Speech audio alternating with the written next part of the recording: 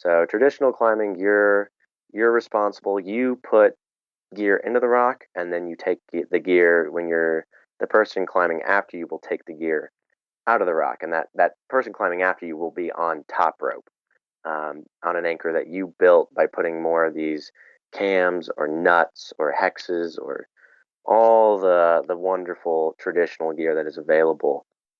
Episode 293, Rock Climbing 101 with Nolan Hurd. This episode is sponsored by Health IQ. If you're exercising regularly, don't you think you deserve a special rate on life insurance? Find out how much you can save by taking the health quiz for your adventure sport at healthiq.com/adventure. A few minutes on their site could save you a bunch on your life insurance. Get rewarded for all your hard work at healthiq.com/adventure. For over 20 years, Bent Gate Mountaineering has been Colorado's destination backcountry shop. They have the best selection of rock climbing equipment on the Front Range. They also host a variety of events, from guide service clinics and athlete presentations to free demos and a ski season kickoff party. Check them out at their store in Golden, Colorado, or online at bentgate.com. You're listening to the Adventure Sports Podcast, brought to you by 180 Tech. We talk with adventurers from around the globe to bring you the inspiration and motivation you need to get started in the outdoors or to keep you moving if you're already there. Now here's your host, Kurt Linville. Hi guys, welcome again to the Adventure Sports Podcast. Thank you so much for tuning in today. We've got a great show for you, sponsored by Bent Gate, and we have Nolan Hurd. Now, Nolan was with us back in episode 253 last winter, and he told us about backcountry skiing. It was BC101 was the episode, and it was a great intro into how to do backcountry skiing and be safe with backcountry skiing.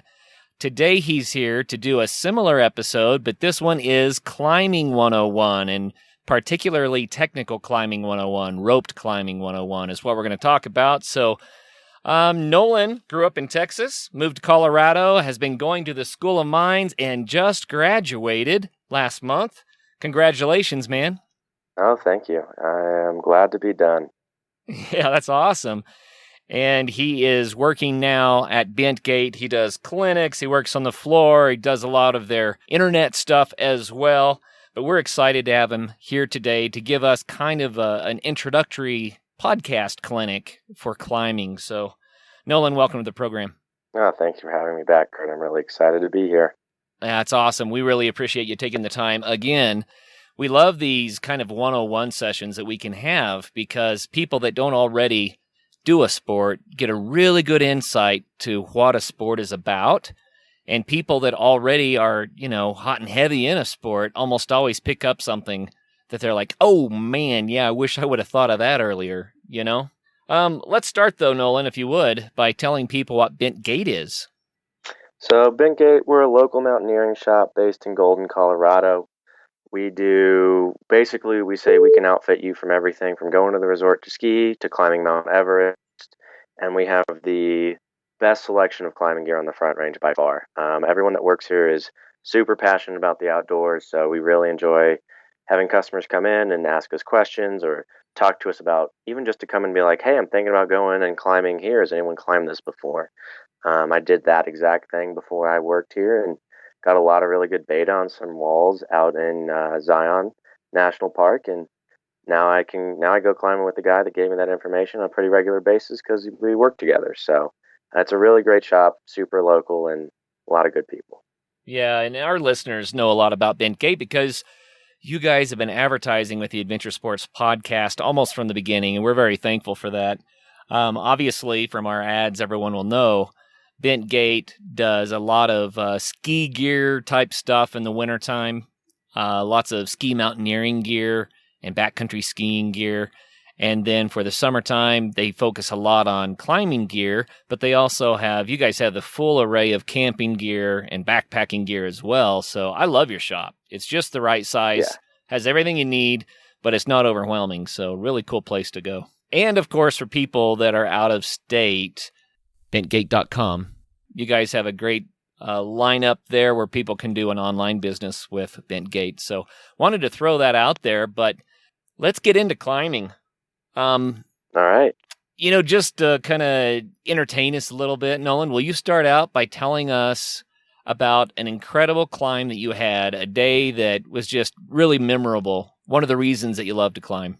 Oh man, okay. The reasons I love to climb is it's just it's freeing. It's you get to you get in this space where you're just climbing and you're focused on the rock and you're getting high off the ground. And then when you get done with the climb, you're normally at the top of this beautiful location.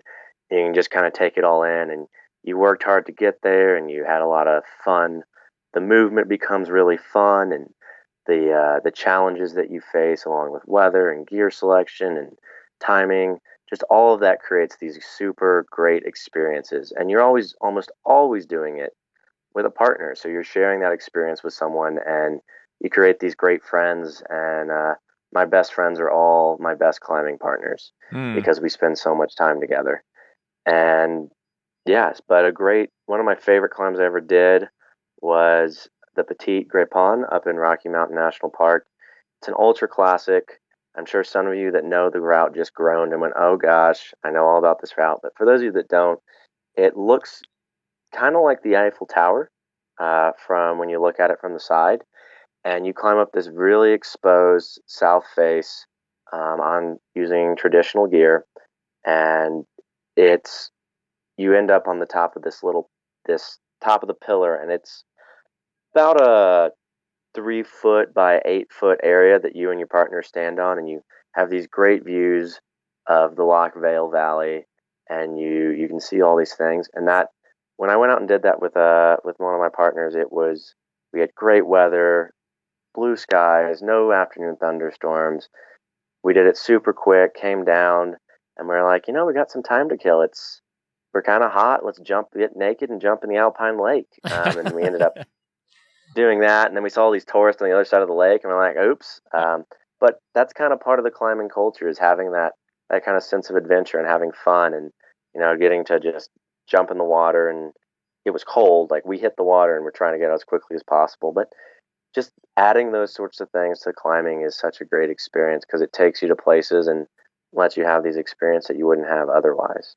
Oh, yeah. So where is this Petite? It's in the Loch Vale in Rocky Mountain National Park. Pretty far, basically about as far back as you can get in the drainage. You can, of course, go a little farther, but you park at the Glacier Gorge parking lot and hike 4.5 miles about. If you take the Climbers Trail the other way, the like standard trail, I think, is about 5.5 or 6. So a pretty good approach. Good approach. We started early, and like all rocky approaches, it's windy, but it's a beautiful approach too, though, because you're hiking through the alpine glades, and then you get above tree line, and then you're walking through snow fields if you go earlier in the season, and then you hit the talus fields, and there's just no trees left, and there's this beautiful alpine lake. You need to climb this really pretty feature that has great climbing, great movement, just a lot of fun. And climbing takes you to these places that you wouldn't go otherwise. And I mean, for me, I don't like to hike all that much without an objective in mind. So that's about the only way you get me to just go, oh, let's go on a hike. I'm like, awesome, but we're bringing a rope and we're going to climb something. And you just add a little bit. You can start doing that. You start adding climbing into your adventures. So, oh, that's fun. That's really fun. So I'm trying to set my mindset to that of the person who hasn't climbed before, and try to think of some of the questions that they have going through their minds right now. Novice question number 1, is it safe? So safety's, a relative term. Is it safe to get in your car and drive down the highway every day? Is it safe to use a dull knife in the kitchen? Is it safety is a relative term. Now, can you control the risk in climbing? Absolutely. You can control and mitigate risk in a various number of ways to ensure that you have a very long climbing career. People that die from climbing, normally if you look at the accident reports that the American Alpine Club publishes every year, you'll see a lot of the times they didn't check something, or they didn't go through these set of processes that a lot of us use to ensure that we are as safe as we can be every time we go climbing. So to answer your question in that roundabout way, overall, yes, it is a very safe sport. But it's really about managing the risk through proper knowledge and practicing proper techniques with the right gear, right? Correct. Absolutely. Like most outdoor activities, if you don't have the right safety equipment, you don't have the right gear, and you don't have the right training, that's when stuff goes wrong. Or when you choose to not use your training or your gear, or that also can lead to some pretty nasty stories. So, Sure. yeah, when you're starting, get the gear and get the knowledge and get the training. And that'll help you to have a really long climbing career. Well, here's novice question number 2. Is it scary? Absolutely. Oh my gosh. I don't know a single climber who doesn't have certain types of climbing or certain things that just get into their head and makes them scared. I mean, the most obvious one is the heights. A lot of people were naturally scared of heights, and it's something that you learn to overcome. My best friend in climbing, my longest term climbing partner, when he started climbing, he was like he wouldn't go up a ladder. He was so scared of heights.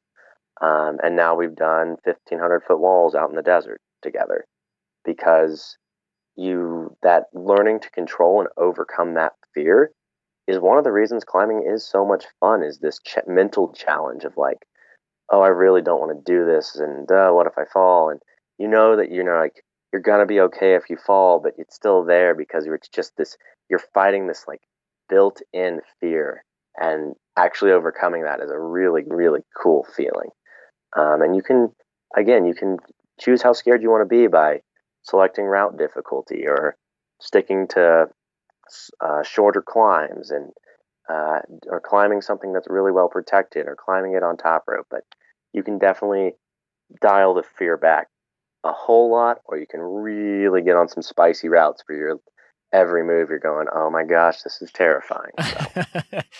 So. Way back in college, I remember in a psychology class, I think it was, they explained that universally humans are born with 3 fears. I think it was 3, and I'm going to try to name them. And if I mess up, you psychologists out there, put a comment on our site to straighten me out. But one of the fears was the fear of loud noises, that little babies are scared by loud noises.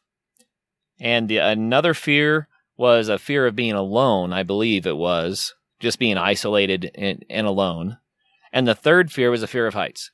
That these 3 fears are common at birth to everybody. And then every other fear that you have in your life is something you taught yourself or someone taught you. But the fear of heights is innate. It's part of what it means to be human. Yeah, makes sense. You don't want to fall off a cliff. No. I think, when I climb, even though I've climbed for years, I still, my mouth will dry out and I'll feel that little adrenaline kick. Just because it just feels unnatural to get exposed that high off the ground. And I never do get used to it. But one thing that I do, Nolan, is I'll go somewhere where there's a significant amount of exposure where I can sit safely, and I'll just sit down and stay there until the fear subsides and I can relax. And that's just kind of my way of learning to deal and manage it. But what do you do?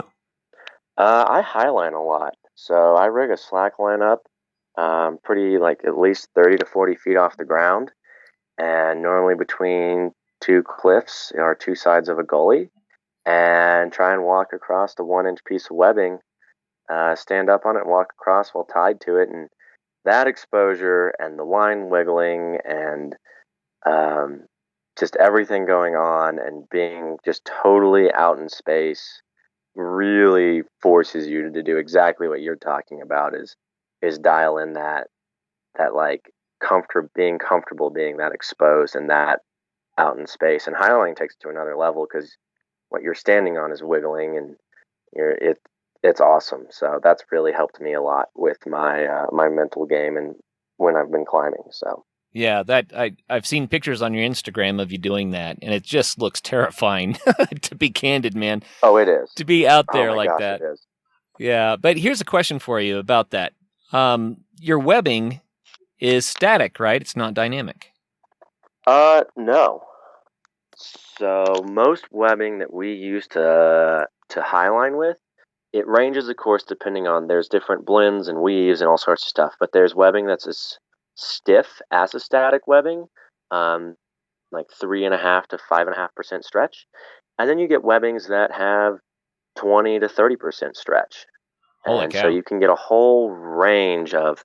And then you have to think about the tension you put into the line and how tight it is, and what that does to the line, and the weight of the webbing and the length of the line, and you get into all these other variables. And people have their preferences. Some people like a really tight, stretchy line. Some people like a really loose, static line, and it's all preference. And you just kind of learn to walk a whole bunch of stuff. Well, I guess the reason I asked is I was thinking about, if your safety leash, if your safety line that you have tied to the line and tied to your harness, it's long enough that it doesn't bind you up while you're trying to move. So that means if you fall, you could actually take a pretty good drop before that thing catches you. Oh yeah, highline whippers are terrifying. Wow. You fall normally about 9 to 12 feet, because the rope inside the leash, so it's a dynamic climbing rope, protected by a piece of climbing webbing, and then the line has a lot of give to it. So that's a dynamic system. Right. So they're not really that hard of falls. It's scary, but you hit the bottom and you kind of bounce around, and then it becomes fun, or you learn for it to become fun. And yeah, I think I would you do have to take. jump on purpose a few times just to overcome it. Yeah. Some people do that. I could never. I just learned from falling enough times. So Wow. yeah, it's a really fun sport. Yeah, that's crazy. That's crazy. That we could do a whole show on slacklining and highlining and all that kind of stuff, and that would be a lot of fun too. But let's get back to rock climbing, Hmm. because that's the main Yes. focus of our show. But that is an awesome way to overcome fear of heights. I guarantee you that. Yeah. It just looks crazy Yeah. to see people up there doing that. And I slackline close to the ground. I think it's an amazing exercise, so good for your core strength and your balance and your dexterity, all of that. So I love to do Yeah. it, but I've never done it more than about 4 feet up. Yeah. I mean, slacklining was developed by climbers, um, using just their standard climbing webbing. They say it was developed in Camp 4, is where it first they started using it as a rest day activity to work on exactly that: balance, core strength, dexterity, and help them with the fear of being exposed. And it just kind of has progressed from there. So it is actually really related to climbing. Yeah, no doubt. Well, we've done previous shows on rock climbing, and Hmm. especially stuff like what the different types of routes are, climbing in the gym, and that sort of thing. So we might be able to gloss over some of the very beginner level stuff. I'd like to jump into how do you transition from gym climbing to climbing out on the crags where you're actually outside on the rocks. I think that a lot of people already know what gym climbing is somewhat about if they listen to our show. So how do you make that transition? What do you need, and how do you do it? So the first thing that you really need is the knowledge of how to be safe outside. In the gym, they take care of all, like, the ropes, and make sure everything's good to go, and that the anchors are good, and that they've mitigated the risk as much as they can for you already. So as soon as you leave that gym, it becomes your responsibility. A great way to get that knowledge is to go out with a guide. Hire a guide for like a day, maybe two, and tell them, "Hey, I just want to learn how to climb outside safely." If you're just top roping, the first big thing you really want to learn is how to build an anchor, and how to set an anchor, and then how to clean an anchor. Um, and with that applies to sport climbers as well. But if you're just top roping, that's very important to know how to do, because that's what you're then hanging off of. And a great acronym for anchor building is ERNST, and they teach this.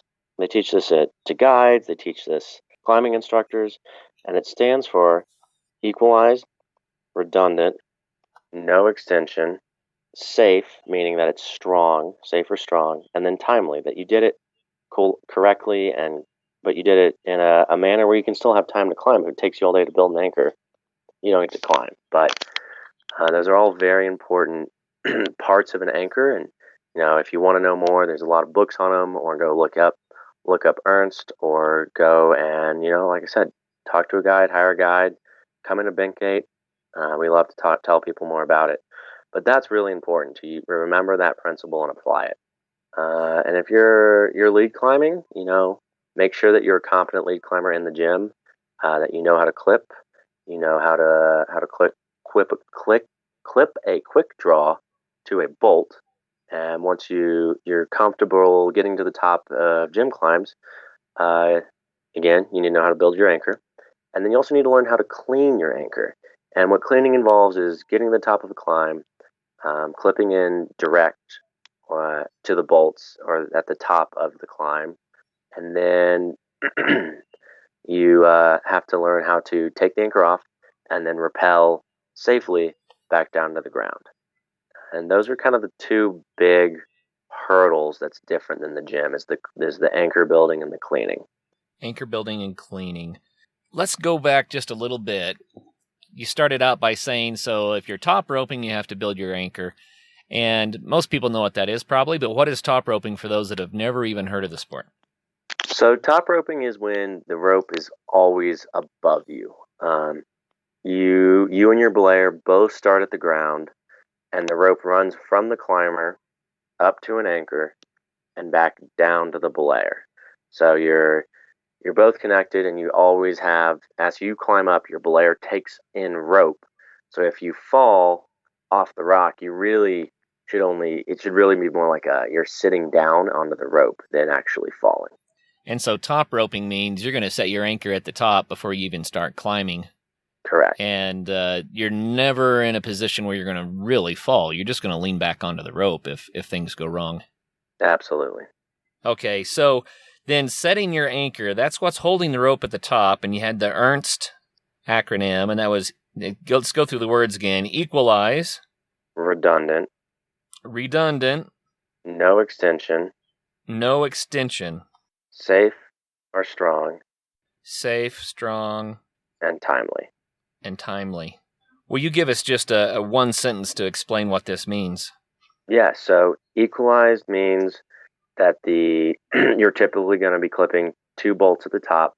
So it just means that you're sharing the load equally amongst those 2 bolts.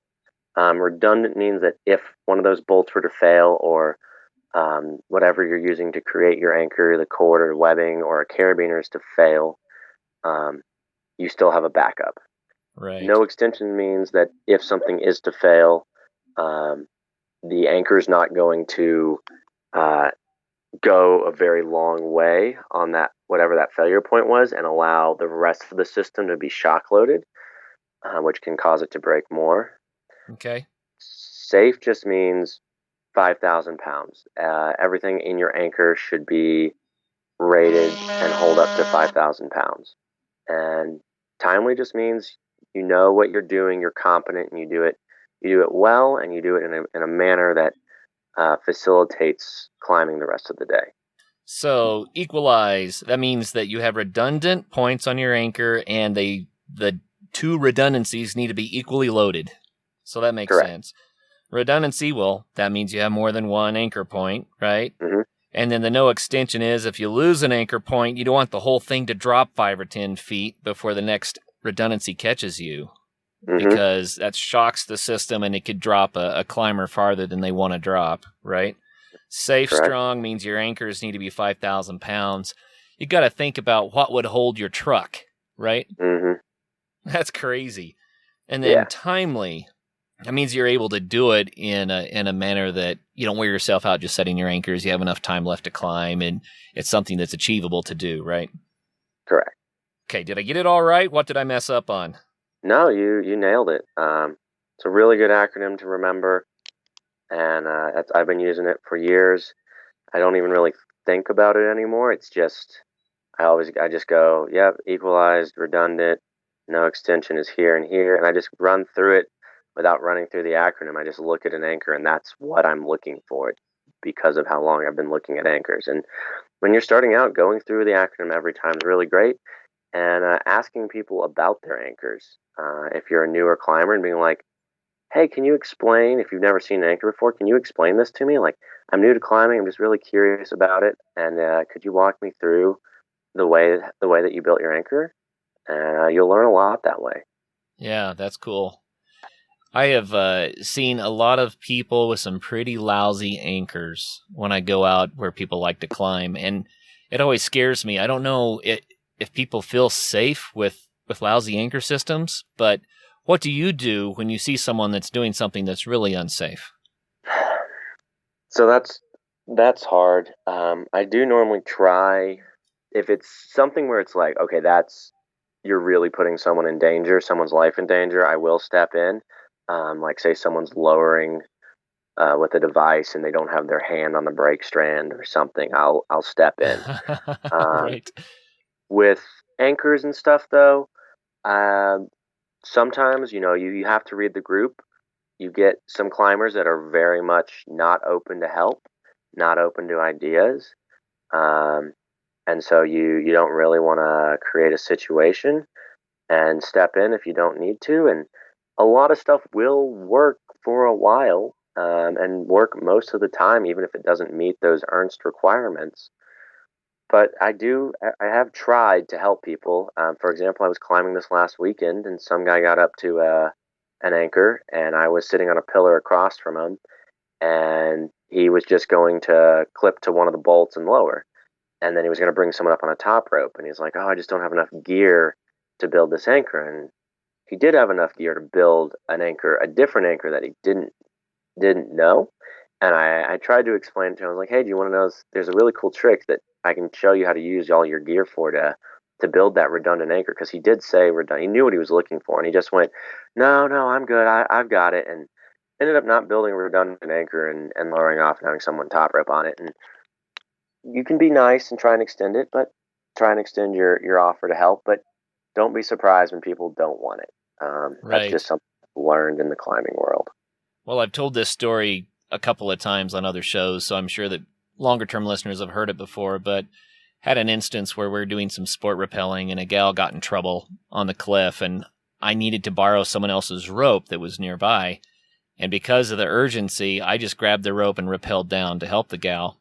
When I came back to return the rope, I saw that they had tied it to a 1-inch tree root. That's what my anchor was. Oh, no. And I rappelled over 100 feet on that. And it taught me a very serious lesson. Yeah, the anchor held. It was holding for them. It held for me. But, it doesn't matter what the emergency is, safety first. I should have checked out their anchor before I used their rope. And the whole situation was bad. I learned a lot of lessons from it, but there's an example of what not to do, right? Yeah, absolutely. Yeah, it was really, I was fine when I was helping her, but when I got down and saw what I was rappelling on, it shook me up a little bit. Hey friends, Kurt here. We might have the healthiest audience of any podcast on the planet. I don't know. It just seems to me that people that are out there doing adventure sports have to be pretty healthy. They appreciate being healthy, and they love to get out there and move. And we recently got a new sponsor, Health IQ, and they reward people who love to be healthy. This is cool stuff. So, do you exercise 5 times a week? If so, then you probably think you deserve a different rate on your life insurance. You're not the smoker. You're not the one who's out there abusing his or her body and having a lot of health issues that result. Instead, you're out there moving and eating right and doing right things. So shouldn't your premiums be lower? Health IQ uses science and data to secure special rates on life insurance for health-conscious people like cyclists, runners, strength trainers, vegans, and more. Matter of fact, research shows that those who frequently exercise with some intensity have a 22% lower cancer risk, a 56% lower heart disease risk, and up to a 34% lower risk of an early death. So why not get rewarded for that? Historically, you get penalized for your family history, body mass index, and other attributes, but you don't get rewarded for your health-conscious lifestyle. Well, Health IQ does reward you for your health conscious lifestyle with special rates on life insurance. How cool is that? To get more information and a free quote, go to healthiq.com/adventure and make sure you do use that /adventure. That makes sure that they know where you heard about them on the Adventure Sports Podcast. So healthiq.com/adventure.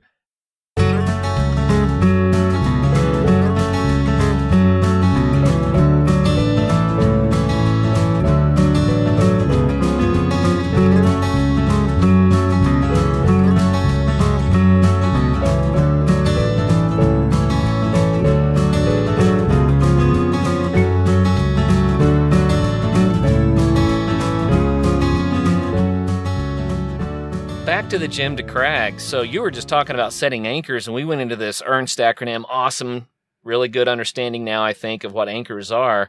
What else do people need when they transition from the gym to the crags? Yeah, so anchors, and then I touched on knowing how to clean a route safely. And I emphasize the safely part because, again, I see a lot of people at crags, especially beginner crags, that you can walk to the top of and like lean over the cliff and like barely clip the anchors and clip your anchor onto the two bolts at the top of the climb and then drop your top rope down. And that makes me really nervous because we have a lot of accidents every year, especially in North America. And this year it was even, unfortunate, we had a guide who wasn't clipped in at the top of a climb and just fell off this edge. So it makes me really nervous to see people leaning over these edges because they don't know how to safely set a top rope and then clean it. And the same for sport climbers. You see a lot of people go up and they're leading and they get to the top and they clip in with like a poor PAS or something that isn't the safest or best way to clean an anchor.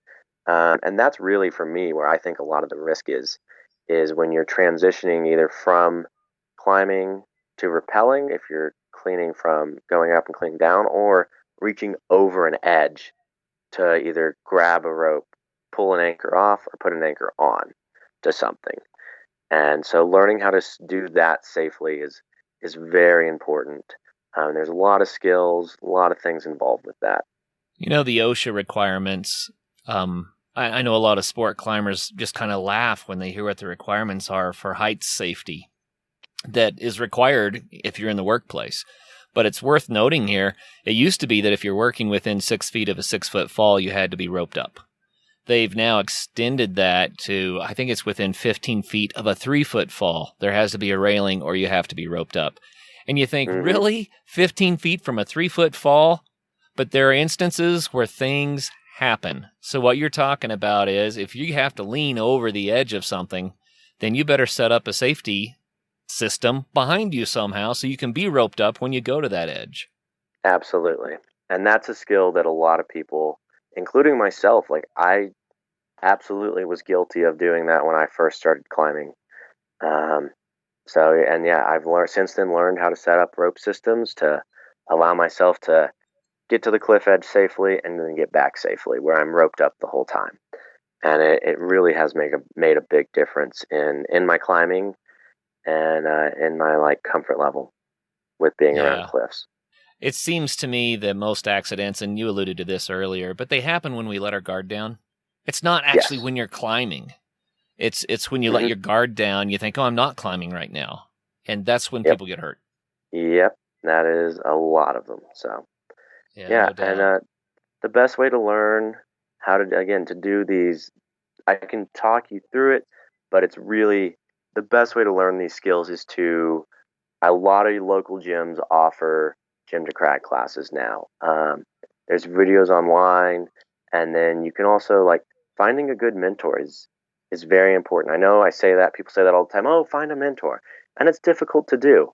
But if you can find someone that can mentor you, or even you guys can they have some knowledge and you have some other parts of knowledge, and you can kind of teach each other things. It's really important when you're climbing to have people that know stuff that you don't and are willing to teach you, so that way you learn and continue to grow in your toolkit and your safety. So talk to your local gym, watch videos, but just watching videos, I strongly advise against just watching them. Like, watch videos in conjunction with having a partner that knows what they're doing, or going with a guide, or going with a gym. It's very important to get some sort of hands-on instruction from an experienced person, because the videos, while a lot of them are really good, you can miss there's a lot of very subtle things going on that are easy to miss.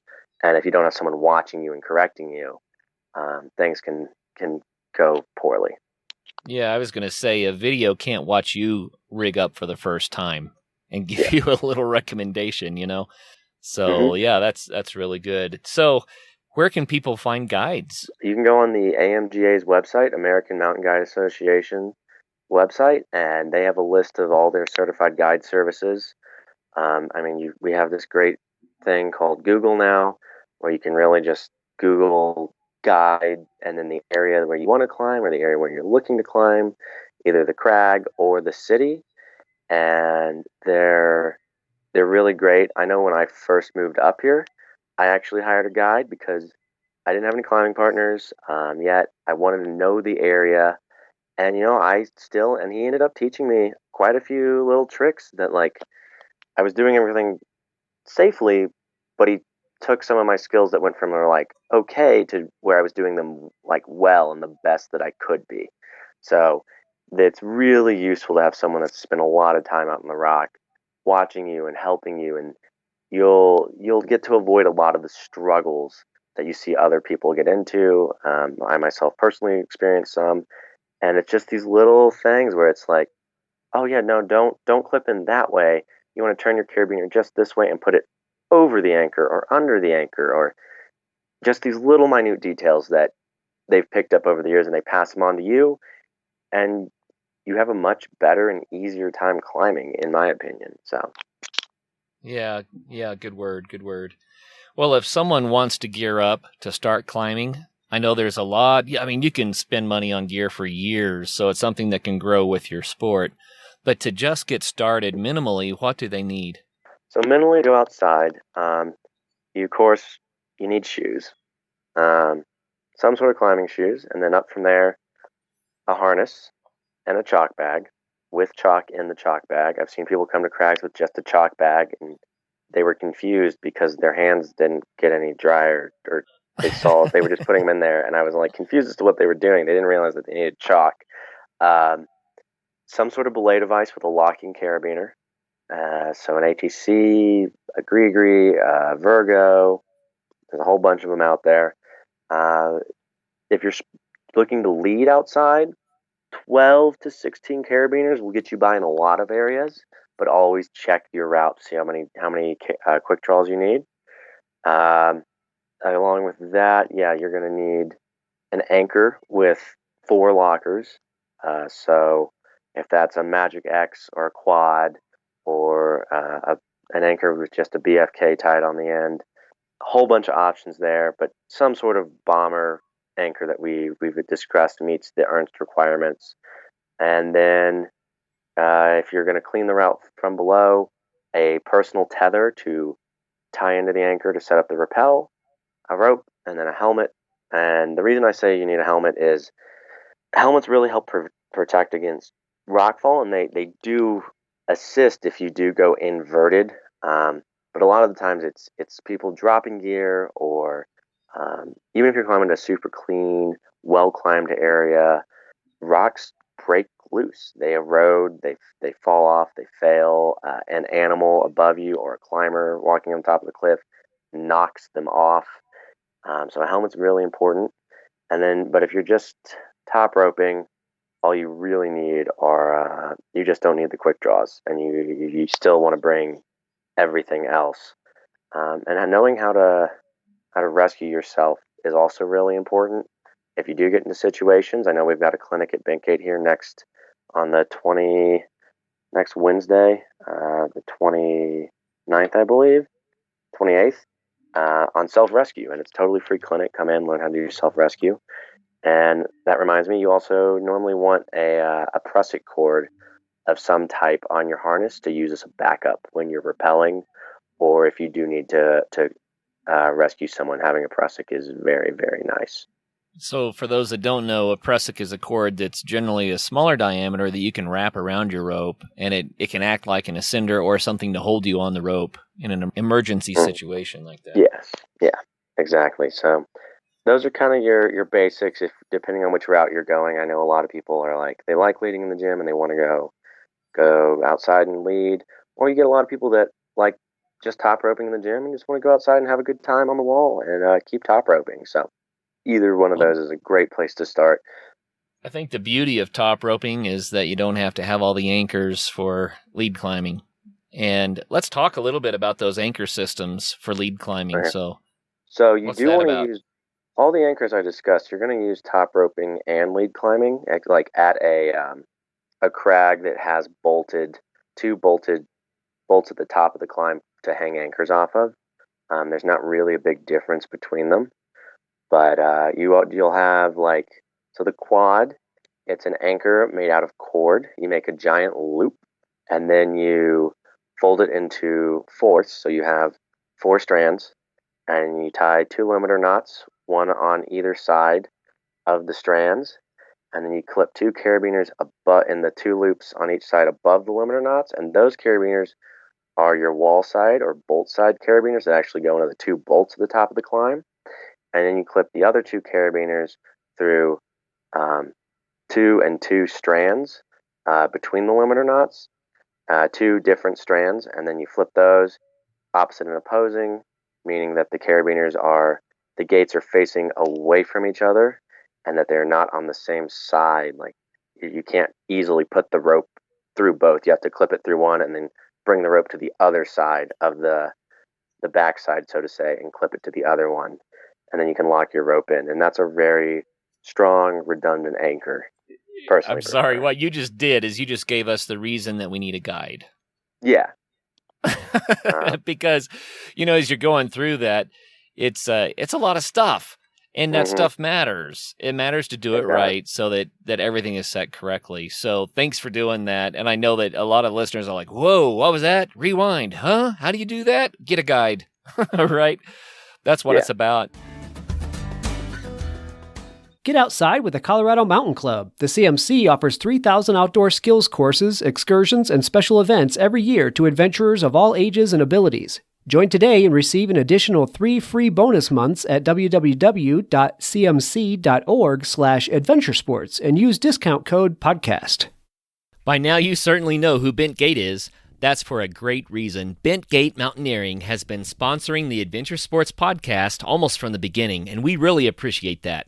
They've made it possible for all the great shows to continue coming your way. We want to say thanks by reminding you to go to them for your backcountry gear. If you live in Colorado, then just stop by their store in Golden.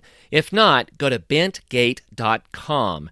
They have what you need, from the latest ultralight gear to the tried and true classics for climbing, hiking, and camping, like Arc'teryx, Hilleberg, Nemo, Western Mountaineering, and many more. Need advice? They have you covered there too. Their staff are passionate adventurers who can offer help from their own experiences. Bengate also hosts lots of events and speakers. Check out their website to see the schedule and to see all of their products. Help take care of the Adventure Sports podcast by getting your gear from Bent Gate Mountaineering.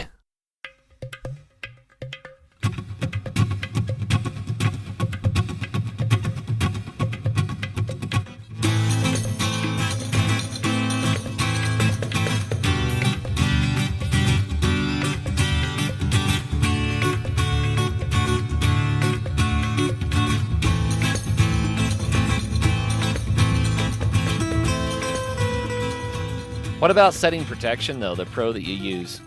Oh, so if we're going to go into traditional climbing, because basically everything I've talked about so far is under the assumption that, because I don't really know anyone I've met that's went from the gym to placing trad gear.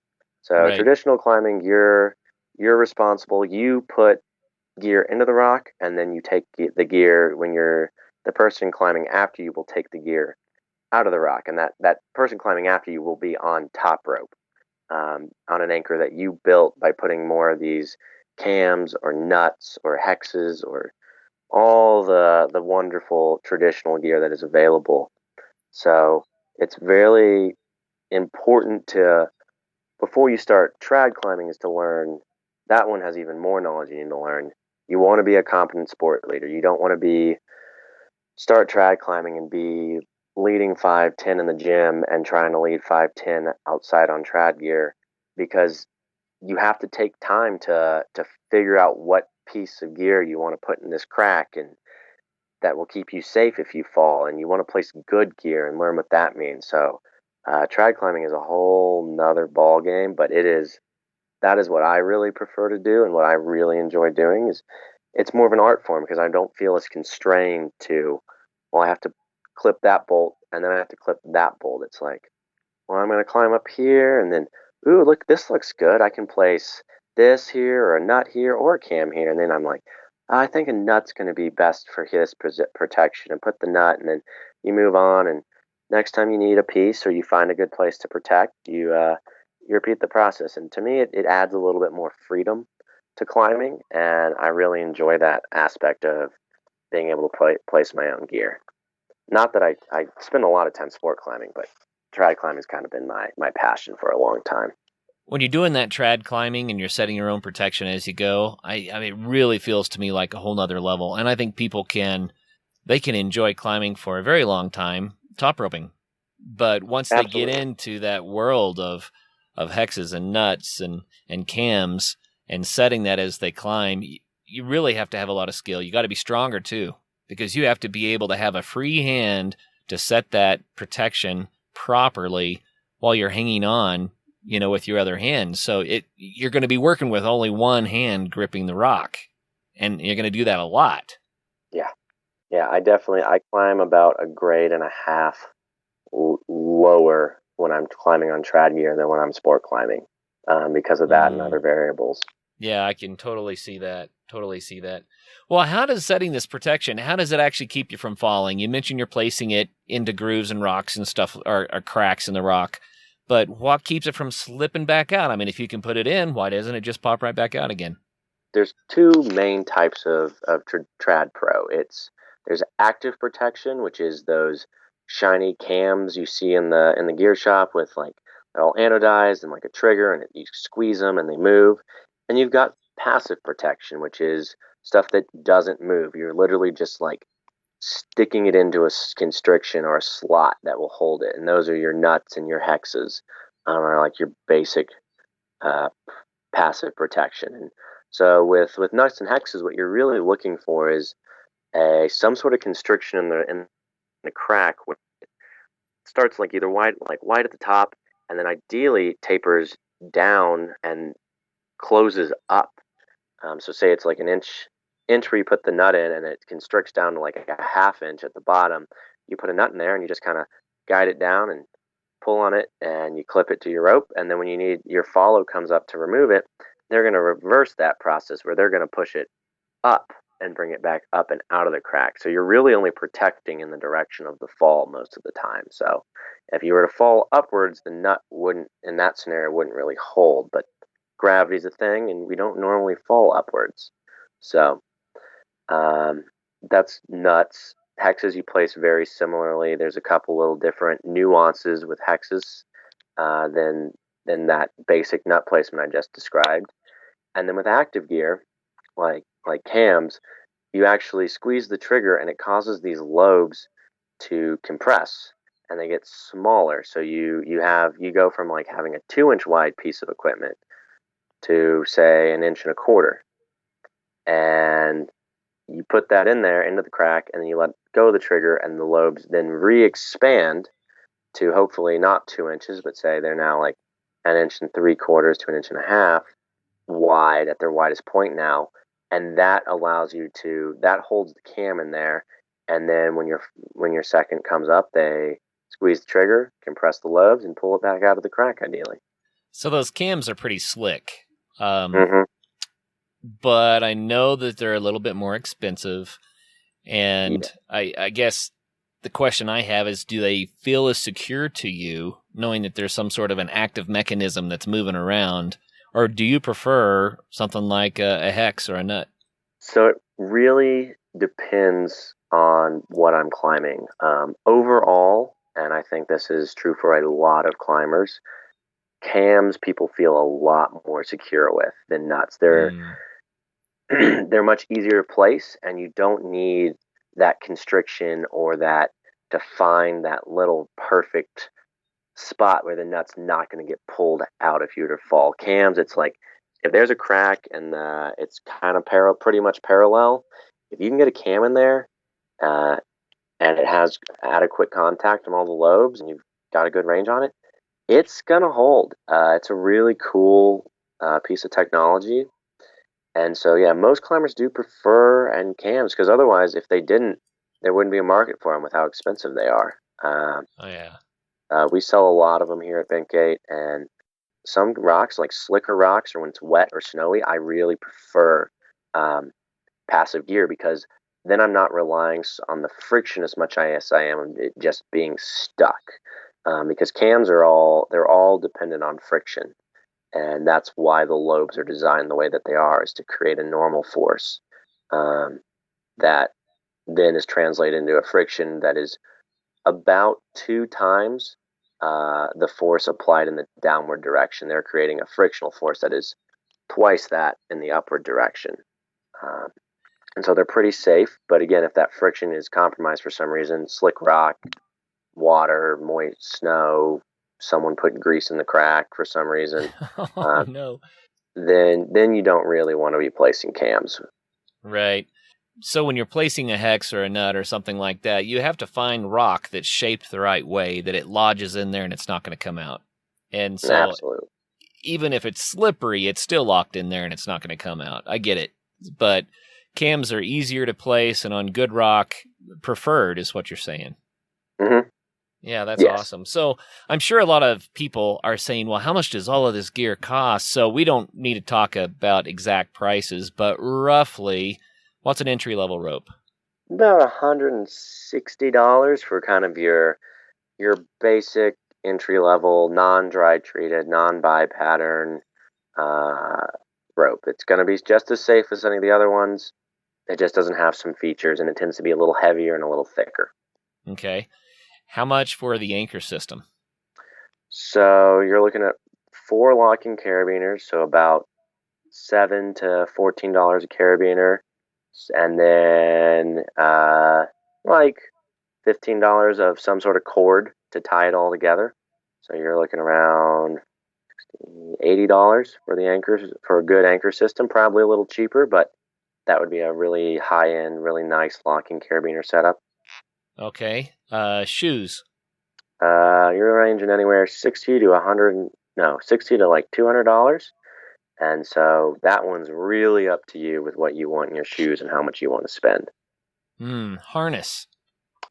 74, I'd say, is a good median price point. You can get harnesses as cheap as 55, and they go all the way up to 144 from Arc'teryx. And then helmet. Helmets, you're looking at around $60 up to around 180. Again, depending on the features and what you want in your helmet. And then you're going to need more carabiners and a friction device like an ATC. How much is an ATC? Your basic ATC is going to run around $20. A Grigri is around 110, 120. And so, yeah, that's kind of your price range. You can get $40 or $50 ATCs, and price only goes up from there.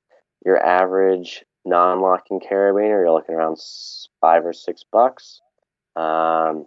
And then quick draws, you're looking for 6.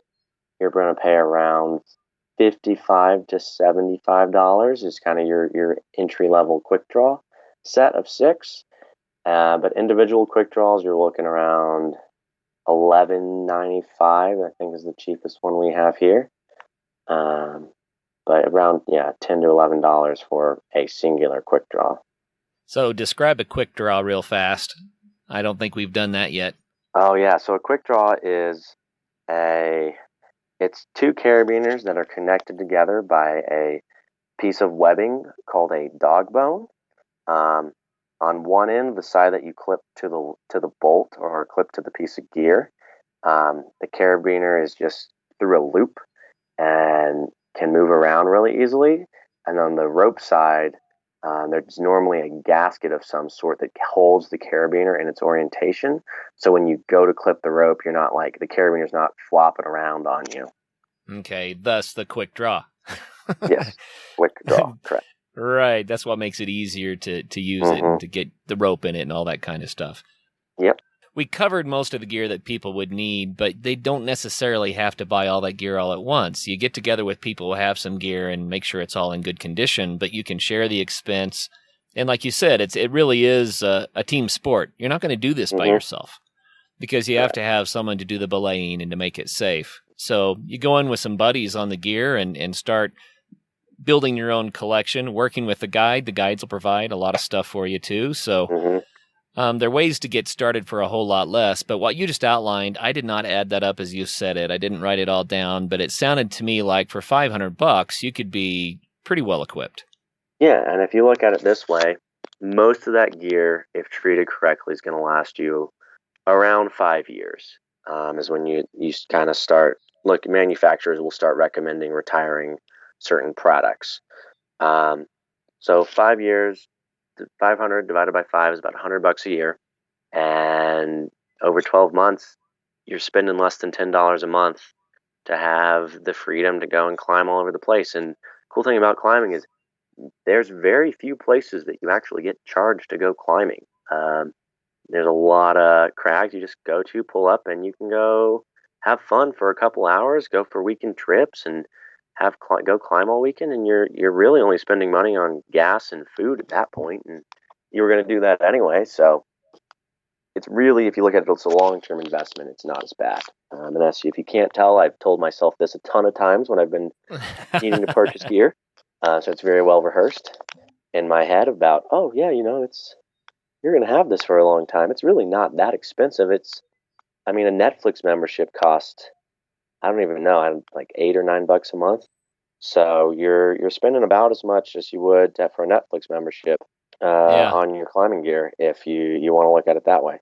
And I look at it another way too. You say climbing gear, and I say this is how we manage the risk. This is how we get out there and have amazing experiences on the rocks without putting ourselves in harm's way. So you can't really put a price on that. If it's something you're interested in doing, then it's worth investing in the gear that's going to keep you in that risk-managed position, is what I like to say, because the word safe is misunderstood, right? Yes. But that risk-managed position. So it's worth it. It really is worth it. So, man, the overview that you just gave us gives people a really good insight into what's involved with getting active in climbing. And obviously, there's a lot of how-to and knowledge and experience that needs to go along with the information that you provided and with the gear, that you talked about. So that's where the guides come back in, and that's where the clinics that you hold, come back in. So how can people find out more information? Yeah, our clinics, you can go on our website, bentgate.com, and you can go to the schedule and see what sort of clinics we're offering. I know just this month and then the first week of next month, we're doing, like I said, the self-rescue clinic, and then the next clinic is going to be an intro to multi-pitch. And that's a really great opportunity to work with a guide, get a feeling, see like, hey, do I want to keep working with this group, with this organization, or work with this specific guide, and get some good information and be like, yeah, let's go out and, you can teach me some things. And, you don't have to spend the whole day with them, hire them for a half day, a couple hours, and just go with a group of buddies and split the cost that way. And just, guides love stuff like that because then they get to teach. They know that you're there to be instructed. And so they're there to really help and pass on their knowledge. And it's really, most of them tend to really enjoy that. Because it's just so different than just taking someone out who wants to go climbing once and then tell their family back in the flatlands, wherever they're from, and they're like, oh my God, I climbed this. But when passing on the knowledge, it's a really cool experience as a guide to get to do that sort of thing. So, I'd like to make another recommendation for people who say, I'm not into technical rock climbing. I like to climb mountains. I like to hike up 14ers and 13ers. I like to go backpacking. Maybe I scramble around on the rocks a little bit. I really don't want to get into the technical rock climbing. I'm going to say this. Go to one of these clinics anyway. Learn some basic skills. And then get some sort of a emergency-only rope that you can carry with you. And the reason I say that is I have found myself in situations just when I went out for a day hike where I'm like, oh, crap, I could really use a rope right now. Yeah. And it's easy to do. So if you get the knowledge, you might find that you love rock climbing and it's like a whole new world for you. But then again, it might turn into, you know what? I've got some rope in my pack, and maybe it's not 100 meters of dynamic climbing rope, but it's something that I can use to get myself out of a bind, and I know how to use it. That makes you a much safer person when you go out into the wilderness. So I'd say go for it. Why not learn a little bit more about the sport so that you can just be that much safer?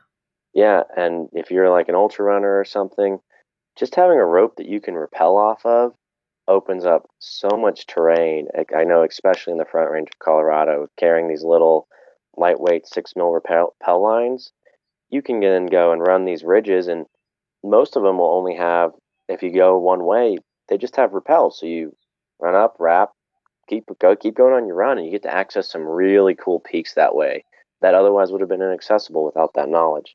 So yeah, that's a really good point that you made there. Yeah, very cool.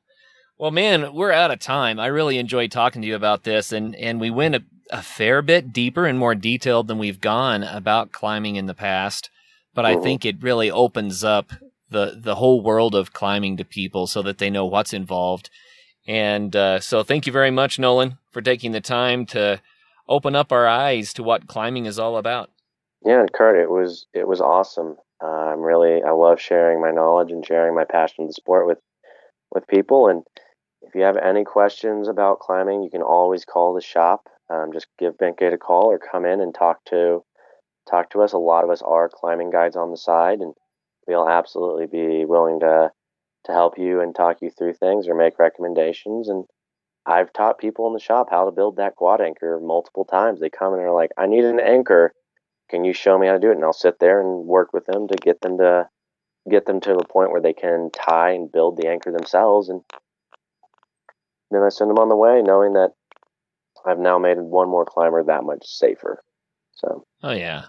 Yeah, very cool. Well, I love the way that Bengate does things. Thank you, for being the kind of shop that's not just shoving gear at people, but helping people to get into the sports more, learn more about it. You hold the clinics, you do the different workshops. We appreciate that very much. So very cool stuff, man. Yeah. Kurt, thank you so much for having me. Yeah, you bet. And for all of our listeners out there, thanks for listening in today. And man, this rock climbing stuff is so much fun. Give it a shot. You might find that it is the sport for you. Until the next show, get out there, have some fun.